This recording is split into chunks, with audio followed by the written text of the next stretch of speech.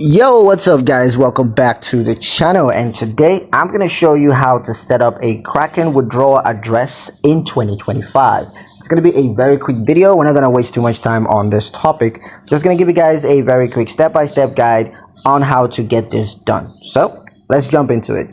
Now, the first step, of course, is going to be to log into your Kraken account. Now, you can log into your Kraken account using your email address and password. So on Kraken's website, enter your email address and password to log into your account. Once you're logged in, you're going to navigate to the account setting page, and there you're just going to click on account. So click on account. It's going to take you to the account setting page, and once you're on the account setting page, you can click on the withdrawal addresses tab, and that's going to help you to access the withdrawal address settings.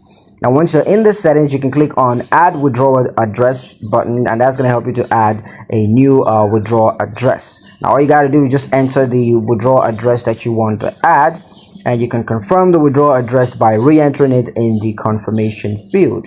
And once that's done, click on the add withdrawal address button, and that's going to add the new address to it.